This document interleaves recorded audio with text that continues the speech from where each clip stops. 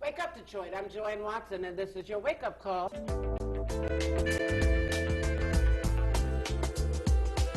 When a brown girl child is born, the earth shifts. The sun is at half-mast. The moon waits for her first cry. The ancestors set the table. The flowers turn red as blood. This is your land, continent daughter, with tree trunk legs and branches for arms. This is your soil, black and fertile as your eyes facing an apartheid Jim Crow current past memory.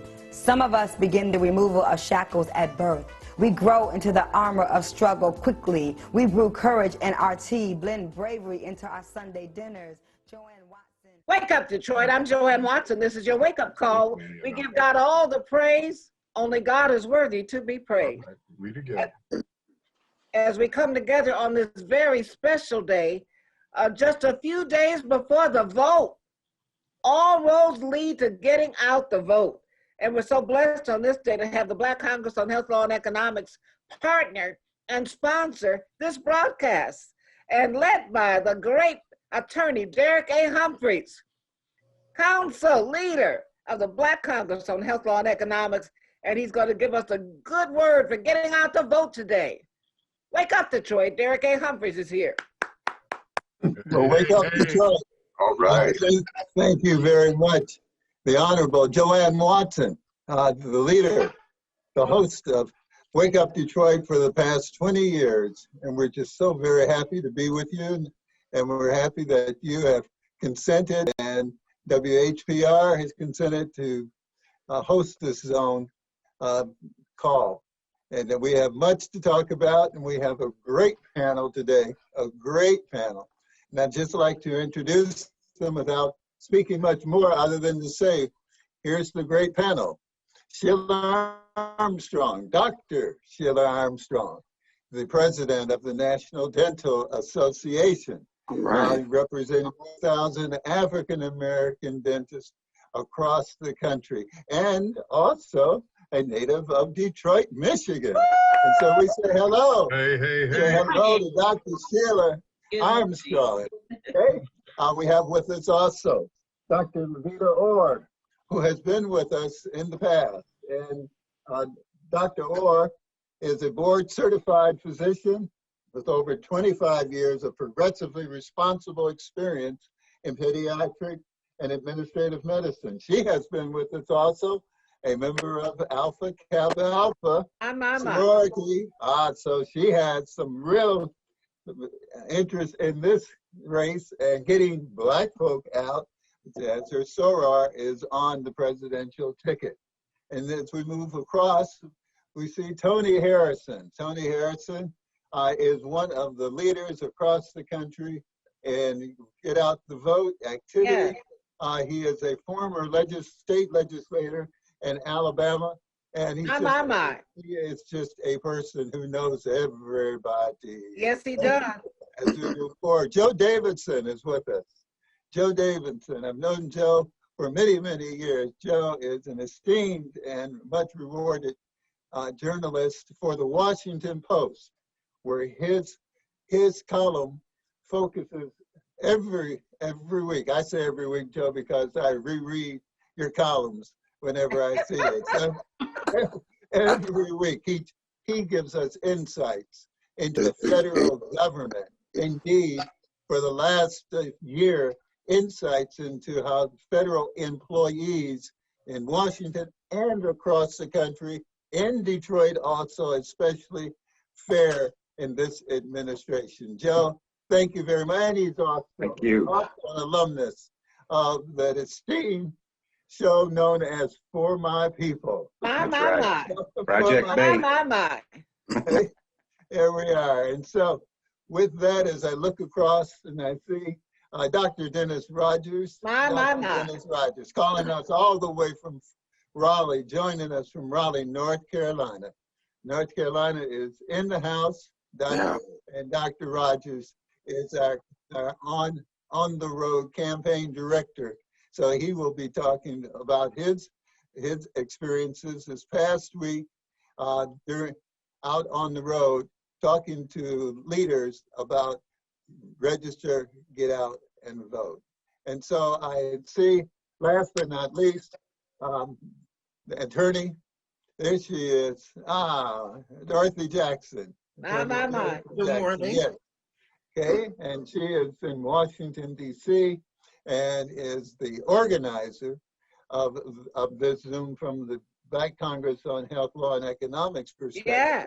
Couldn't do it without Dorothy Jackson. That's right. I will go into her background, but let me just give you a little bit of her background, and for all of our panelists. Dorothy Jackson worked for the Speaker of the House, first African-American man to work for a Speaker of the House of Representatives, Tom Foley. She also is Chief of Staff for Sheila Jackson. And she was also for, oh my gosh, there's so many, former executive director of the Congressional Black Caucus. Well. So, Dorothy Jackson, we say welcome to you. And then I see once more our on-the-ground consultant, Gregory Humphreys, there in Detroit, who goes around the city of Detroit, makes telephone calls throughout the country to find out what's going on the street. What's going on the street? What are people saying? And how are those who support Get Out the Vote are distributing materials around the country? So we have a number one panel today, and of course, Dr. Watson, you are the anchor of this effort. As we say, vote now. Vote now. We used to say vote on November 3rd, but now that early voting has opened up, we say vote now. So there we are, Dr. Watson, and it's back to you as we move forward with that. We will be joined by a special guest in a few minutes, but right now, I give it back to you. All right, Attorney Derek A. Humphreys, another great product of Detroit. He's been in Washington, D.C. for many decades, but we still claim him, and we know his mama does. She's the prettiest woman in Detroit, and we want to say good morning to Mary Jane Humphreys. We want to invite Tony Harrison to say a good word about the vote. Why is it? The most important act that we can do.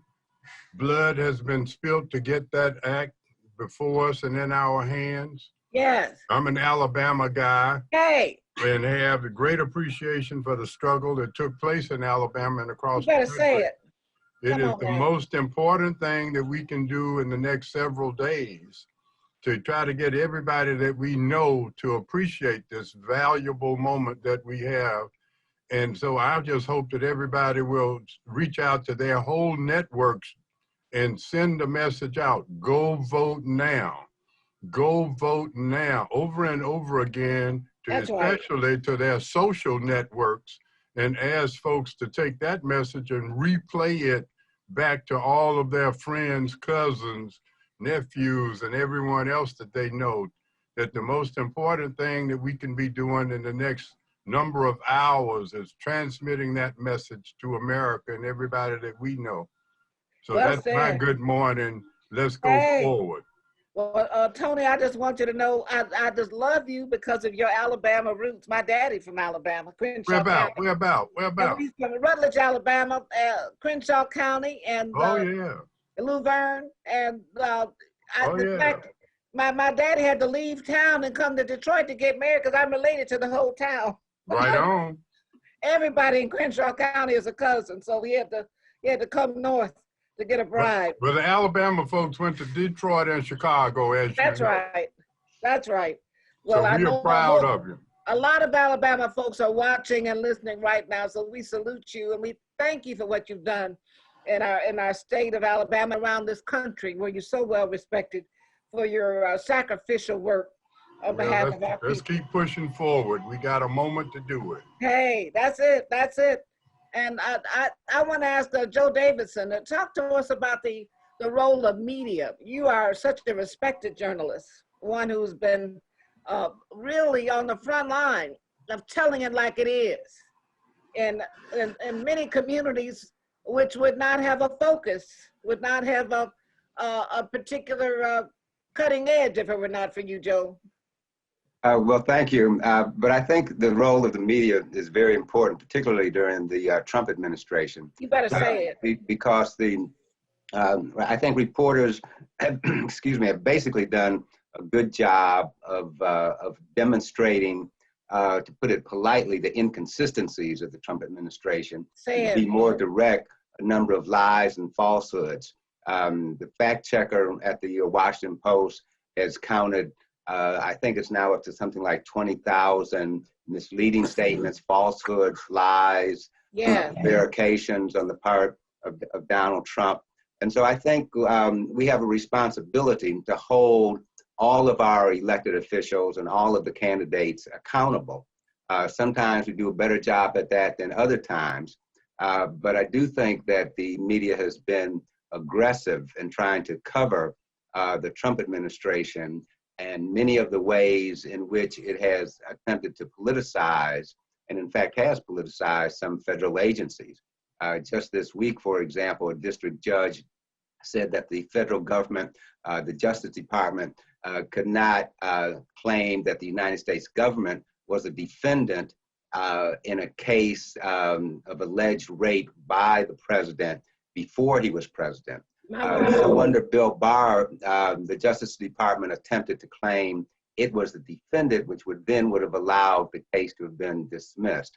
So at this first level, the district judge level, district court level, the district judge said that that is not allowable. Now, whether or not that will be appealed, I think remains to be seen.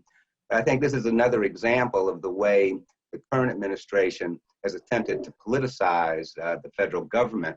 It's the kind of thing that the media must be very watchful of, and not just for Trump, but for all politicians. That's right. Trump provides much more to examine, much more to investigate than most. That's right.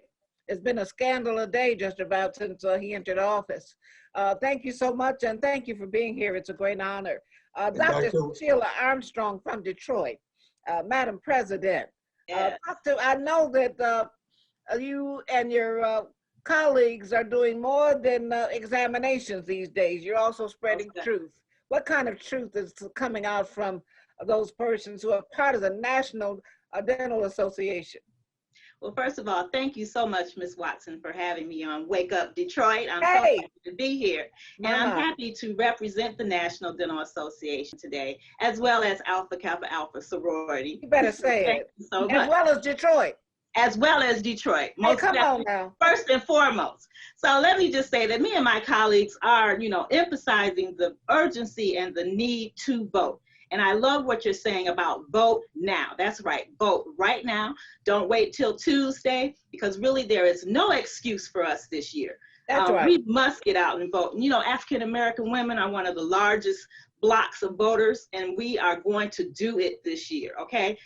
The Alpha Kappa Alpha Sorority, the Divine Nine, we are all behind Senator Harris, and we want to make sure that we push them over the top and into the White House. So again, our emphasis is to patients and anyone that we come in contact with, get out there and vote. Dr. Watson, if I may, the dentists across the country are very, very active. I see that we have two new guests who have joined us. One is Rick Blake, the Executive Director of the Blake Foundation for Economic and Social Justice, and he will be telling us shortly about a special event which is taking place in which his family is involved, and get out the vote. But I also see that we've been joined by Congressman G.K. Butterfield. Welcome, Congressman. Thank you. Good morning, one and all. Good morning, Detroit. Good morning. Yes. All right, Dr. Watson, what's the run of show? Do I have a minute or two just to greet our friends in Detroit? You have as much time as you like, my dear. Well, thank you, Dr. Watson. Good morning to all of you, and thank you so very much for letting me just come on for a few minutes to greet you as we are counting down to the most consequential election of our lifetime. Let me tell you, the Congressional Black Caucus is activated in a way that we have never seen before. All 55 of us are just spread all across the country virtually, working and talking about the incredible consequences that could happen if we don't get this election right. That's right. You are a battleground state there in Michigan. My state in North Carolina is a battleground state. Yes. Let me tell you what that means. You know, back in 2016, we thought we had this thing in the bag. Hillary was running very strongly all across the country. All of the polls suggested that she was going to win this election. But when the votes were counted, 3 states came up just a little bit short: Wisconsin, Pennsylvania, and Michigan. Those 3 states combined, only 77,000 votes separated Trump from Hillary Clinton. And so because of that, we lost the Electoral College. It was so devastating. And what we have seen over the last 4 years has been nothing but a complete disaster. And all of you know the Trump record. I don't need to get into it, but it has been a disaster. So what we've got to do now in 2020 is to get this thing right. We've got to make sure that we have 100% participation in the early vote. And on November the 3rd, we cannot leave any votes on the table. And so I call on you in Detroit to let's get down and just get out the vote. I want to thank all of our stakeholders there. I heard the National Dental Association and AKA Sorority and all of the different groups there in Detroit who are working. We've got to work overtime to make sure we make this happen, because we cannot allow this election to be stolen from us. We cannot allow it to happen because we don't vote. We've got to be fully engaged in this election. My candidate, our candidate, is Joe Biden and Kamala Harris. I'm so proud of them. Let me tell you about Joe Biden. I first met Joe in, I guess it was 1982. I was a voting rights attorney at that time. We were having difficulty winning voting rights cases. Why? Because the federal courts were requiring us to prove intentional discrimination as we tried to dismantle election systems. We couldn't prove intentional discrimination. We could prove that it had a discriminatory result, but we couldn't prove intention. And so we went to Ted Kennedy and Orrin Hatch, 2 senators, and we added to that Joe Biden. Those 3 senators offered legislation that changed the standard of proof in voting rights cases from intentional discrimination to discriminatory result. And because of that, we were able to win voting rights cases all across the South. That's why you see 50+ members of the Congressional Black Caucus. That's why I bring greetings to you on behalf of my colleagues, particularly Congresswoman Brenda Lawrence, who is my dear sister in the CDC. Because of that litigation, we have been able to increase our numbers, and because of that, we are making a difference in Congress. We're not getting everything that we're fighting for, but let me tell you, we are making substantial gains. And in this election, I'll close with this. In this election, Joe Biden told us all of the great things that he wanted to do under the Biden administration. And we said to him, Brother Biden, we hear what you're saying. Put it in writing. That's right. Put it in writing. Put it on the internet. Put it out there so the whole world can see it. Because you know what? When you are inaugurated on January 20th, we are going to hold you to it. And so he published it. It's Lift Every Voice and Sing / Black America. www.joebiden.com/Black America. The name of the document is Lift Every Voice and Sing. I want you to go there and take a look at it, because that's what we're going to hold him to, not just during the first 100 days of his administration, but for the entire 4 years. And so Detroit, we need you to join with us this morning. I love you.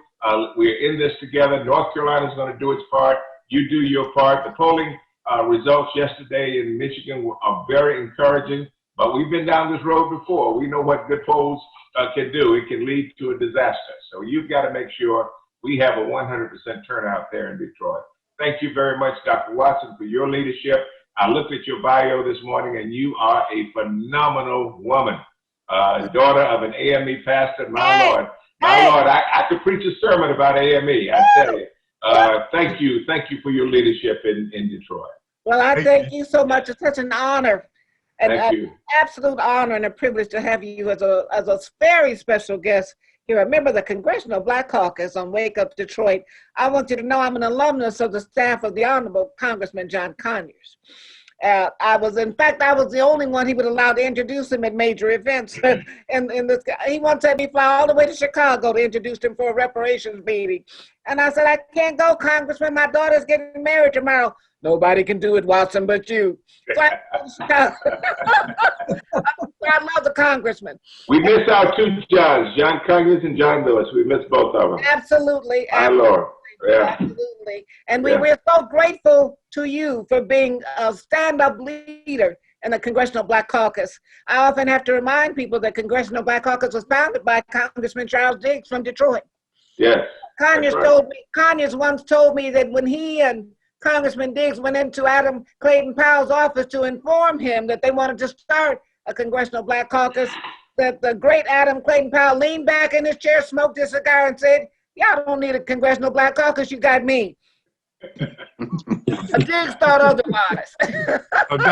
Dr. Watson, can you ask the Congressman from North Carolina to tell him what's on this at stake in North Carolina with black folks? That's right. That sounds like Antonio Harrison to me. That's Tony Harrison. I don't see him on my screen, but hello, Brother Tony. We'll talk later today.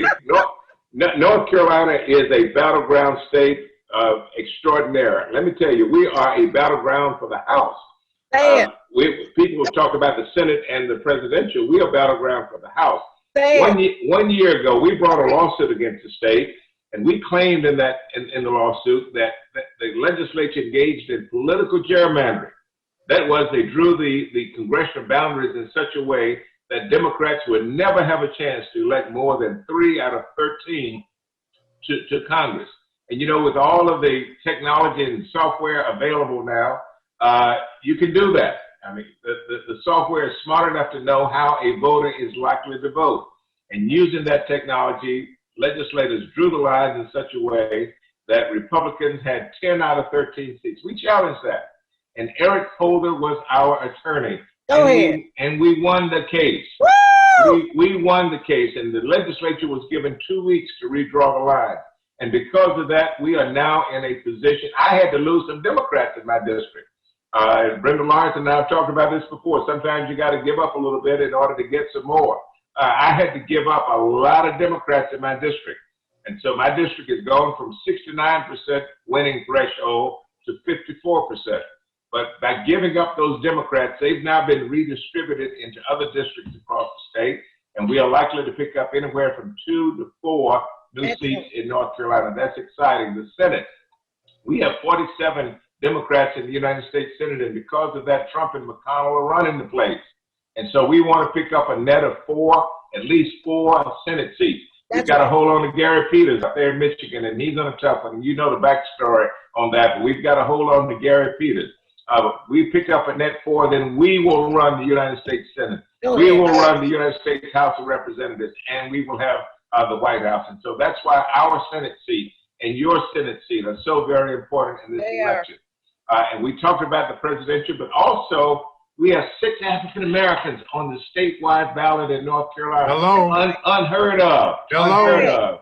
Say that. 5, okay, ladies, 5 of the 6 are women. Yay. They are African American women. African American running for lieutenant governor, for labor commissioner, Chief Justice. She's the incumbent Chief Justice. She's trying to hold on. The Chief Justice of the Supreme Court, the Court of Appeals. And yes, we have an African American male for the Court of Appeals, and then Kamala Harris. She's number 6. 6 African Americans, 5 of whom are female on the ballot. We are so excited about this ballot, and that's why Black folk in my hometown and all across my state are turning out in unheard of numbers. I remember in the 50s when my daddy and my pastor would teach Black people in the community how to pass the literacy test. On Saturday morning, they would gather in our living room, 8 or 10 of them, and they would go through how you pass the literacy test. And on election day, 50 of them would show up to vote, and that was big news. And for me to get up on the first day of early voting and see the line as far as I could see it, people just standing in line at 8 o'clock in the morning, waiting for the opportunity to vote. And so there's excitement. There's excitement all across the country, and you're part of it. You're going to do your part. We need 16 electoral votes. That's right. Michigan. That's right. In 2016, Trump got 47.3, Hillary got 47.1 in Michigan. You need to flip that around. All right. Thank you very much, Congressman. Thank you. What an honor to have you here. We're going to Thank you. move to Dr. Lavdina Orr. Talk to us about why it is so critical for us to not sit on the sidelines, Doctor. Okay, good morning. Thank you, Dr. Watson.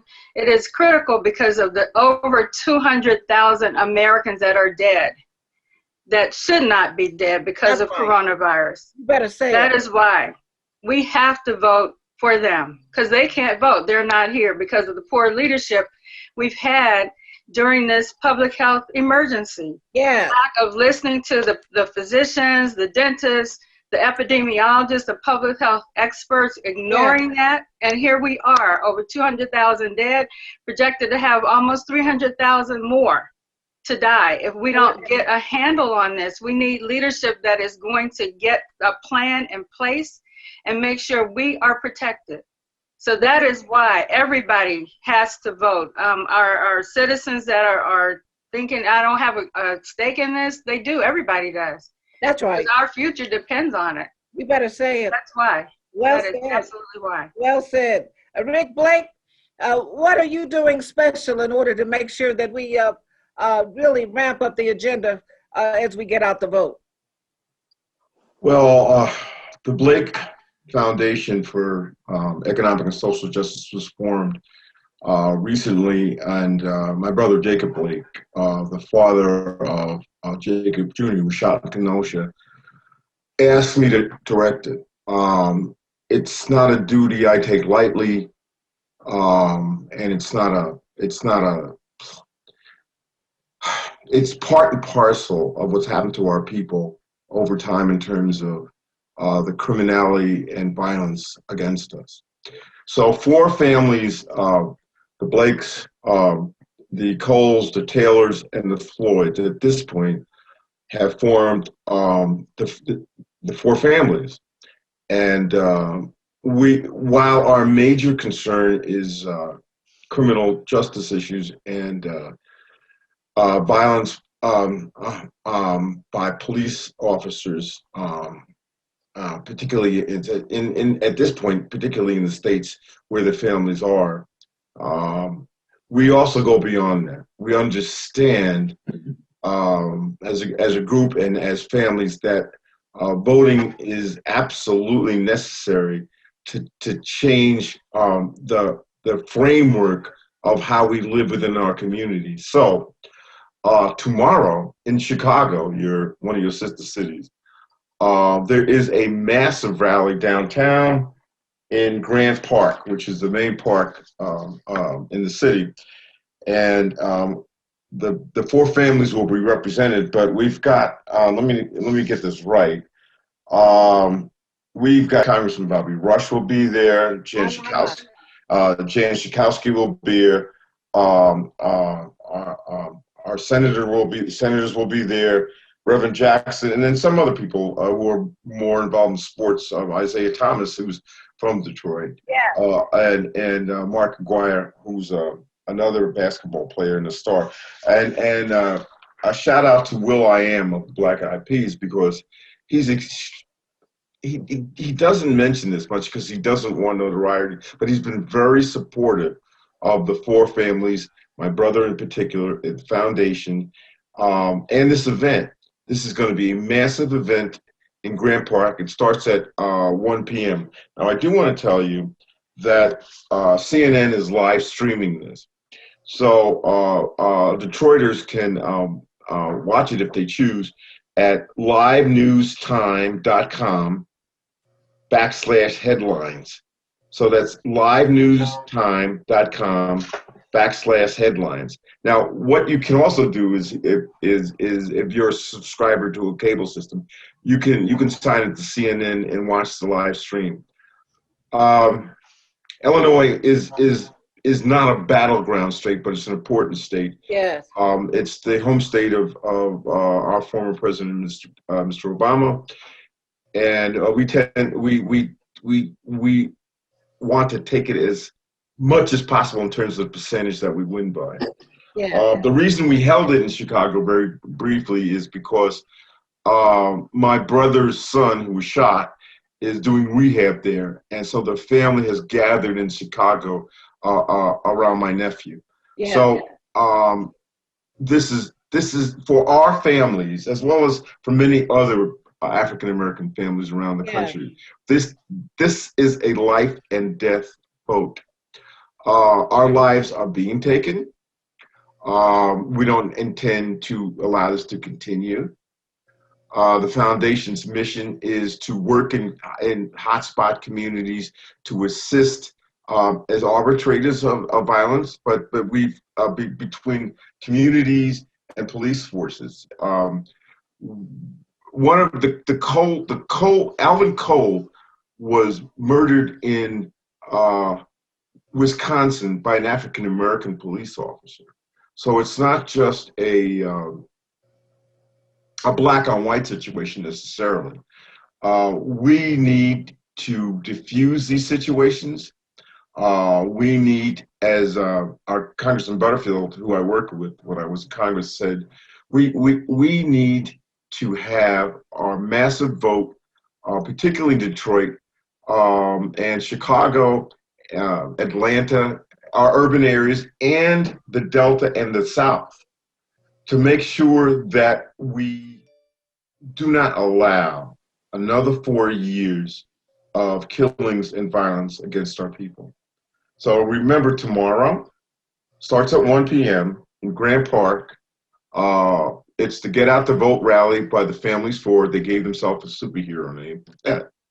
I'm just kidding. And you can listen to it on livenewstime.com /headlines or CNN. Thank you. All right. Rick, I might share with you that we have as a guest today Dr. Sheila Armstrong, who is the national president of the National Dental Association.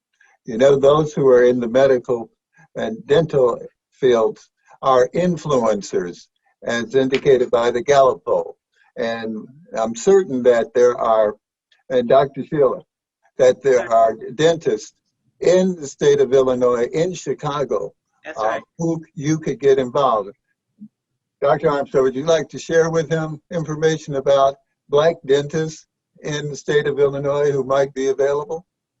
Sure. We have some past presidents of the National Dental Association right there in Chicago. We have a great constituent of memberships and members in Chicago. So yes, we will definitely get the word out to them so that they can support that effort tomorrow. That's an awesome effort. Can I send you a press release? Yes, sir. Please do. I'll put my email address in the chat. Okay, thank you. Thank you. Okay, there we are. See, that's one of the purposes of Wake Up Detroit, the national edition, and that is to connect those who are active across the country, to let them know that there are many more resources out there who need to be brought in to what we're doing.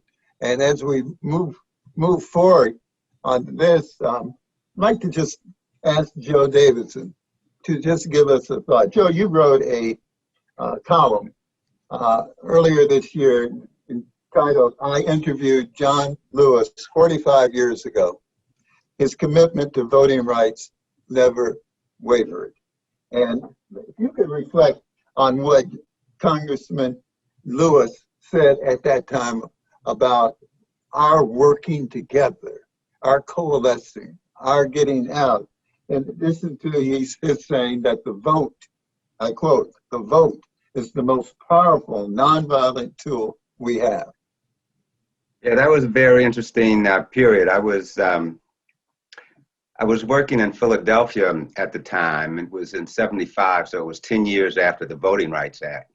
And so I went to the South to examine how well it had been, what had been achieved during those 10 years. And so my first stop was in Atlanta, and John Lewis at that time was directing the voter education project. And I went with him from there down to Louisiana, where he's doing voter education work.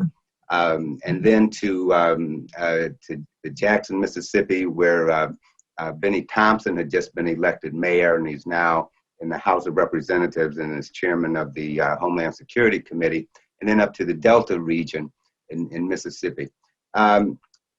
John was talking with John. That was my first stop, and that really gave me a good overview of the work that he was doing in that capacity, which of course was after all of the work that he had done as chairman of the Southern Nonviolent Coordinating Committee.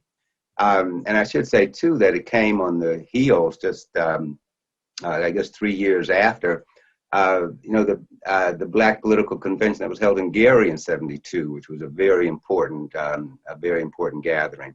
And so there was clearly a lot of momentum at this period, just in the years following the Voting Rights Act, a lot of energy in the Black community to get people registered and get people out to vote. And there was also, the achievements were significant. Black people were being elected and making real concrete differences in the lives of not only Black people, but everybody in their constituencies. I mean, you could see things like in Bolton, where Benny Thompson was the mayor. One of the things he did was get something as basic as a fire engine and ambulance. So basic things that made a difference in the entire community. So talking with John during that trip, it was very instructive into the power of the vote and the importance of getting people registered. But it wasn't all rosy. There was a lot of work to do. There were a lot of roadblocks, including Black people who were still reluctant after years of being suppressed as individuals and as voters. Many of them were still very cautious about registering, because people could be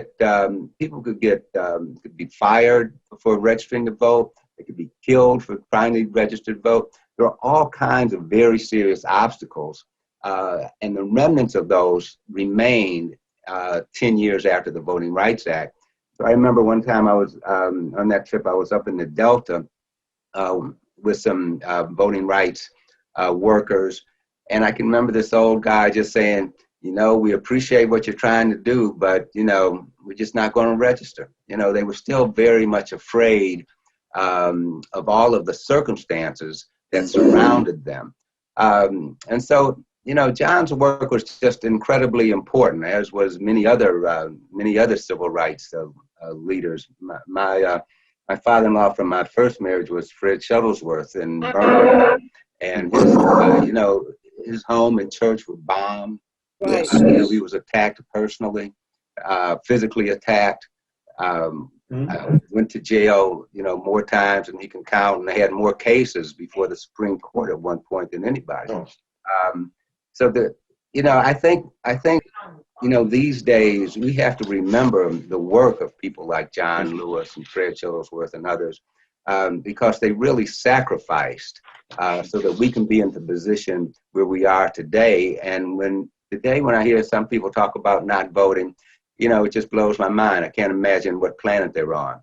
But thankfully, because of the work of folks like John Lewis, I think we're in a much better position now than we were back in '65 when the Voting Rights Act was passed. Appreciate that. And now, can I make a correction? The rally is actually today.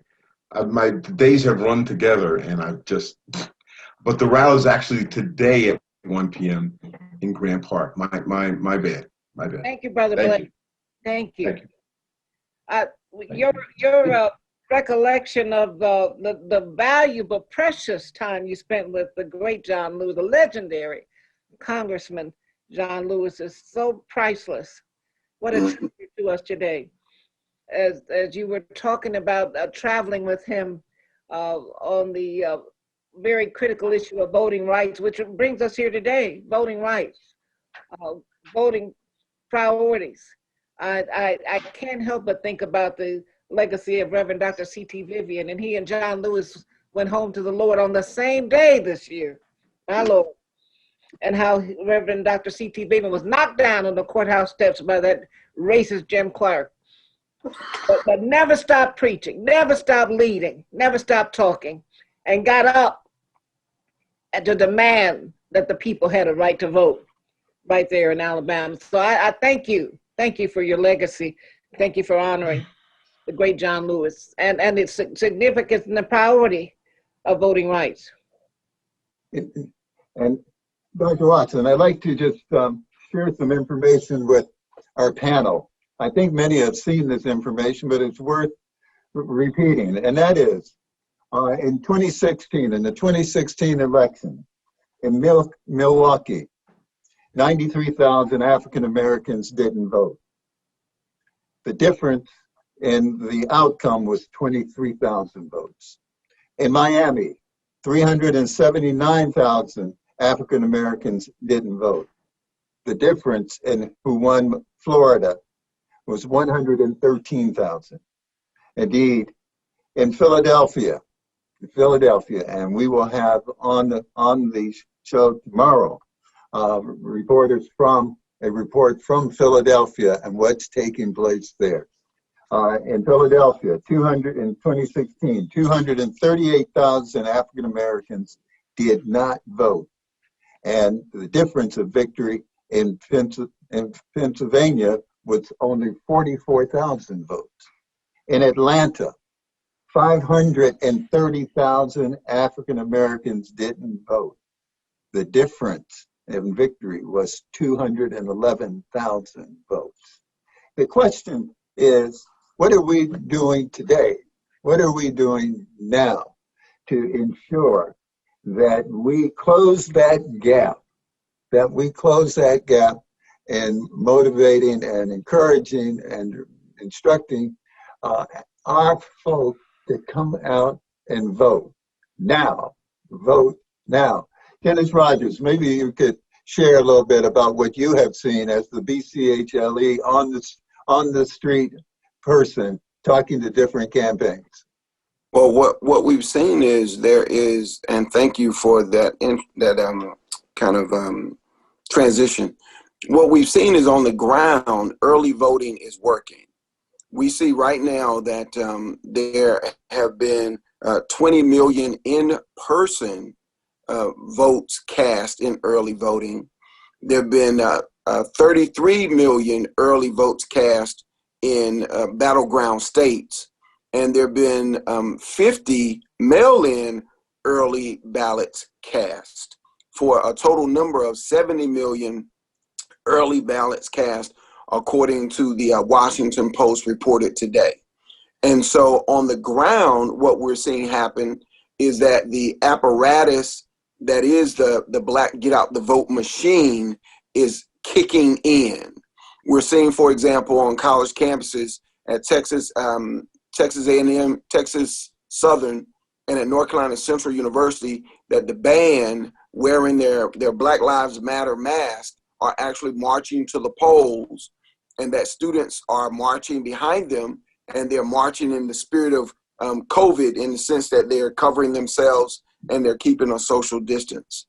What we're also seeing is that this notion of from protest to politics, which is the theme of BCHLE this year, that when we look at Philadelphia and they're in the eye of a battleground state, and we're seeing protests in the streets, we know that there are those on the ground that are mobilizing digitally to turn that protest energy into getting out the vote and going to the polls and actually casting a ballot.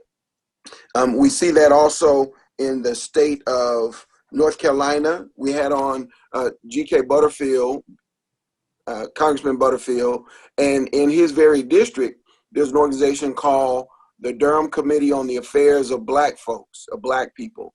And this committee has been around for a long time, and they have a get out the vote machine that's efficient. As similar in Alabama, we know that Alabama New South has been engaged in local voting efforts as well. So in some, Attorney Humphreys and Ms. Watson, what we're seeing is that the revolution is not being televised, but the movement is certainly online. We're seeing in Instagram We're seeing in Twitter and on the Black Twitterverse.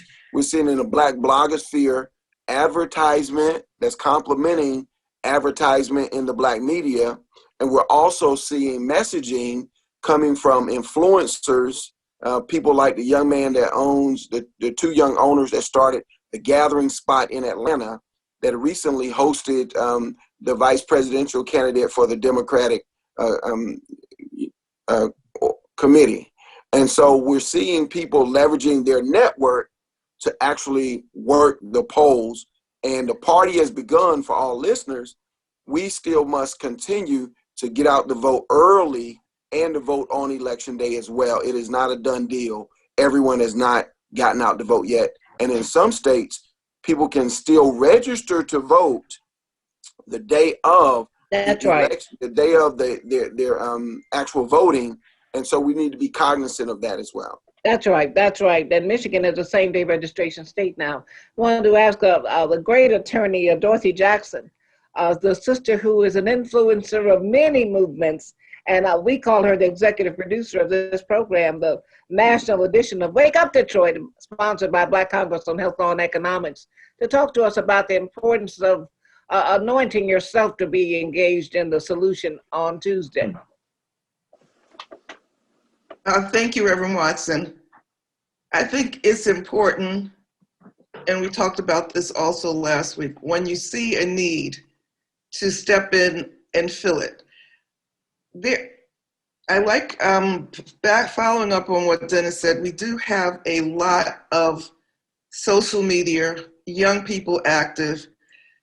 My greatest concern is people who are not on social media, people who are infirmed, they could not go out. And even now with social distancing and those protocols in place, many older people are afraid to go out.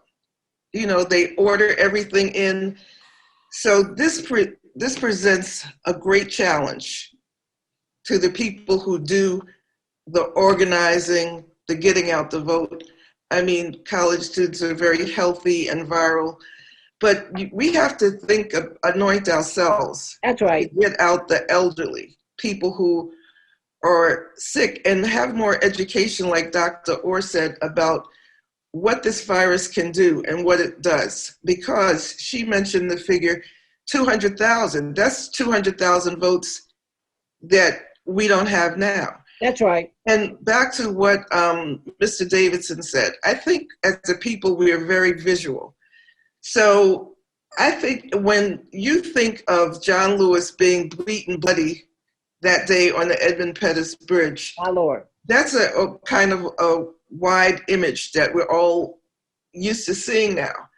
But I always think about the Middle Passage and those people like being, you know, just on top of each other in all kinds of harsh conditions. And those of us who are still here, those are our ancestors. So we should be anointed and get our anointing from them, because that's right. They made it for us. That's right. And when you think of what's called in the South, strange fruit, you know, I had an ancestor who was one of those pieces of strange fruit hanging from a tree. Therefore, I have anointed myself. I anoint all my friends. I might get on their nerves during election time, sending out message after message and making phone calls. We can't afford not to have these memories engraved in our brain. That's right. And it's our duty to anoint ourselves. That's right. And to choose to win, as one of our former guests have said. So if you could come here over the seas, chained together in the bottom of a boat, my Lord, that I can vote, that's a very small service for me to do. And I already voted, because if I get struck by a car this afternoon, I want my vote counted. All right now. Dr. Armstrong, you have dentists in every one of the communities that we have talked about. Yes, sir. Yes. Is there a way that you can send the message out today? Yes, we can. Okay, just encouraging Yes, we can send an e-blast out this afternoon. And again, encouraging vote now, most definitely, and to encourage the patients that they come in contact with to vote now. There we go. That's right. exactly. We have Greg Humphreys.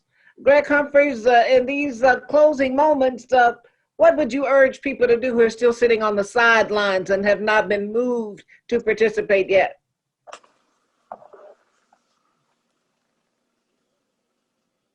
He's got his mic. Dr. Humphreys. Greg Humphreys? Well, I'm going to... I'm sorry. There we go. Okay. I urge people to vote now. That's the word of the day, is to vote now. The end of voting is November 3rd at 8 o'clock. We're voting now. That's right. So what are you telling, what are you hearing that is making you send such a strong message right now? What are you hearing? The message used to be vote November 3rd, but you're saying now. Right. Vote now. We used to say, well, how many, can we have other days to vote? It's here. People, it's here now. Not just that one day. We've been voting for quite a while now across the country. And I tell people, what are you waiting for? What are you waiting for? We can vote now. 7 days a week here in Michigan. 7 days, and specifically in Detroit. Yes. Even on Sunday. Yes, we're fighting for that. And we got that.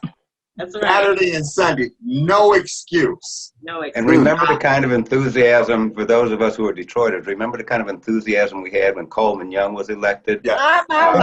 Or when Barack Obama was elected. Yes. We need that kind of enthusiastic turnout in the Black community in order to be well represented, in order to be represented as we should.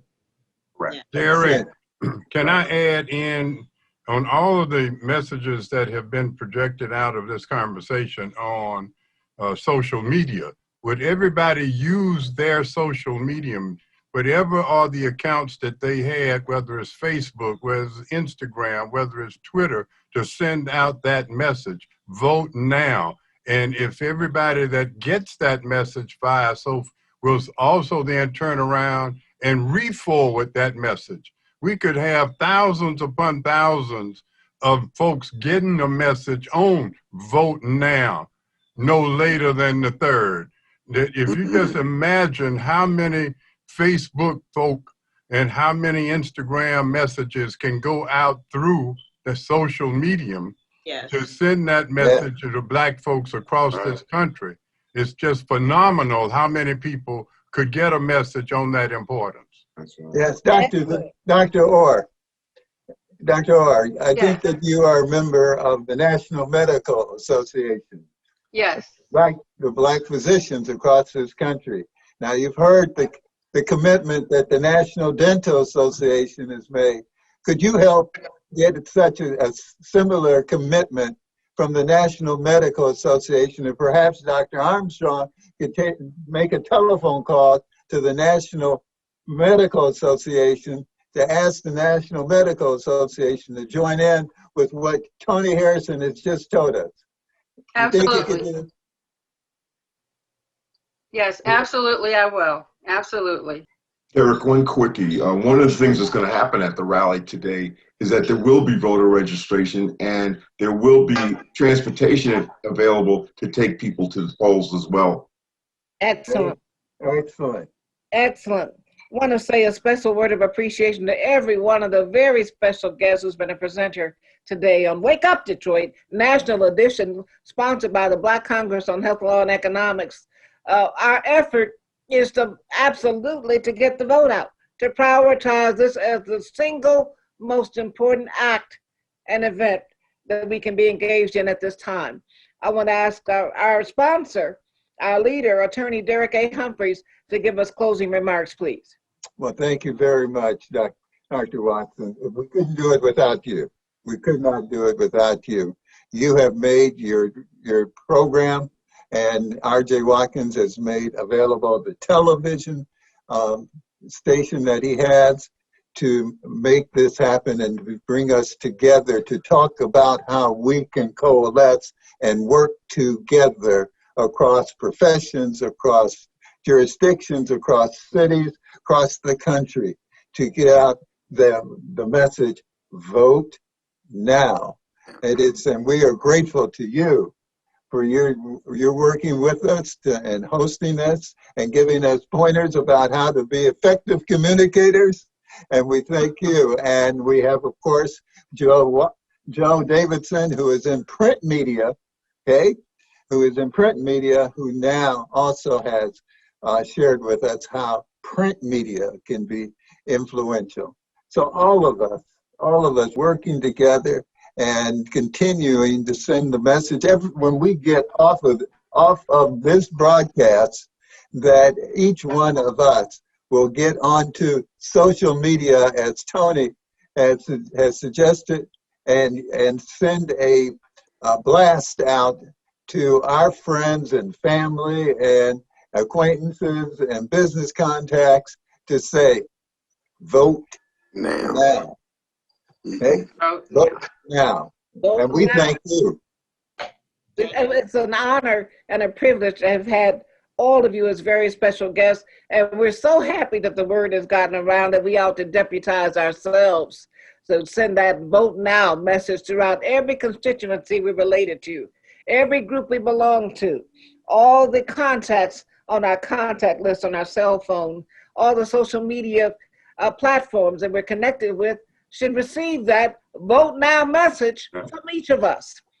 And that reinforces the national theme of get out the vote, vote now, vote now.